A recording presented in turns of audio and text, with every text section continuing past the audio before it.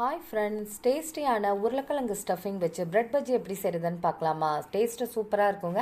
அதுக்கு கடாயில் 2 ஸ்பூன் எண்ணெய் சேர்த்துட்டு ஒரு பெரிய வெங்காயம், ஒரு பச்சை மிளகாய், ஒரு துண்டு இஞ்சியை சின்ன சின்னதாக நறுக்கி சேர்த்து நல்லா வதக்கிக்கோங்க. அது கூட 1 ஸ்பூன் தனியாத்தூள், 1/2 ஸ்பூன் மிளகாய்த்தூள், 1/4 ஸ்பூன் மஞ்சத்தூள், 1/2 ஸ்பூன் கரம் மசாலா, 1/2 ஸ்பூன் உப்பு சேர்த்து நல்லா வதக்கிட்டு இது கூடவே 2 உருளைக்கிழங்கை வேக வச்சு மசிச்சு இதை போல் சேர்த்து நல்லா மிக்ஸ் பண்ணிவிட்டு கொஞ்சமாக கொத்தமல்லி தலையும் சேர்த்து கலந்துட்டிங்கன்னா ஸ்டஃபிங் ரெடிங்க.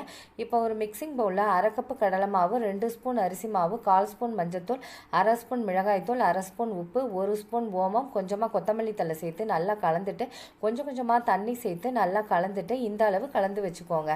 இப்போ ஒரு ப்ரெட்டை எடுத்து அது மேலே நம்ம ரெடி பண்ணி வச்சுருக்க ஸ்டஃபிங்கை நல்லா இதை போல் தடவிட்டு அது மேலே ஒரு ப்ரெட்டை வச்சு சைடில் ஒரு கட் பண்ணி வச்சுக்கோங்க. இதே போல் எல்லாமே ரெடி பண்ணிவிட்டு இப்போ நம்ம ரெடி பண்ணி வச்சுருக்க மாவில் டிப் பண்ணி எடுத்துக்கோங்க. டிப் பண்ணிவிட்டு நல்லா சூடான எண்ணெயில் ஃப்ரை பண்ணி எடுத்துக்கலாங்க. இப்போ கடாயில் இதை போல் சேர்த்துட்டு 2 பக்கமும் நல்லா பொன்னிறமாக ஃப்ரை பண்ணி எடுத்திங்கன்னா டேஸ்டியான உருளைக்கிழங்கு பிரெட் பஜ்ஜி ரெடி. நீங்களும் ட்ரை பண்ணி பாருங்கள். Okay, thank you.